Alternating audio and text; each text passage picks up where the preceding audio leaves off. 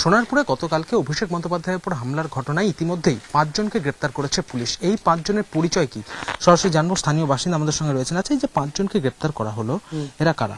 এরা টিএমসির লোক আছে, প্রত্যেকে টিএমসির লোক আছে। চেনেন আপনারা? হ্যাঁ, চিনি।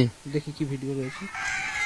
আমি দীপঙ্করকে বলবো একটু ছবিটা দেখানোর জন্য। এই মুহূর্তে আমি ক্যামেরাটা এদিকে করার জন্য এই বলবো। ছেলেটা আছে গায়েন, এই কালো রঙের জামা পরে। হ্যাঁ। কি নাম? আকাশ। আকাশ গায়েন। আকাশ গায়েন। হুম। এ কি করে?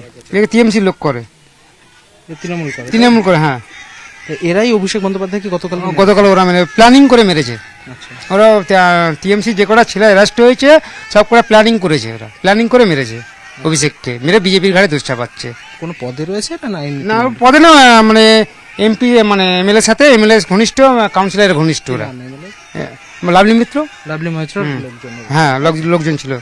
আচ্ছা। আর অভিষেক বন্দ্যোপাধ্যায় গতকালকে বললেন যে বিজেপি এটাকে প্রিপ্ল্যান। ওটা ভুল কথা বলেছে, পুরোটাই ভুল বলেছে। এরা ওদের টিএমসির লোকই মেরেছে, মেরে বিজেপির ঘাড়ে দোষ চাপাচ্ছে। পুরো দোষ চাপিয়ে যাচ্ছে ওরা। পুরোটা প্ল্যানিং করেছে অভিষেক ব্যানার্জি। যে 5 জন অ্যারেস্ট হয়েছে প্রত্যেকে তৃণমূল। তো প্রত্যেকে তৃণমূল আছে। যে 5 জন গ্রেপ্তার হয়েছে তারা প্রত্যেকেই কিন্তু তৃণমূল কর্মী এবং তারা প্রাক্তন এমএলএ লাভলি মৈত্র ঘনিষ্ঠ বলেই স্থানীয় বাসিন্দাদের অভিযোগ। ভিডিও জার্নালিস্ট দীপঙ্কর কাঞ্জিলালের সঙ্গে ইন্দ্রাশিস পাচ্ছি, রিপাবলিক বাংলা, সোনারপুর।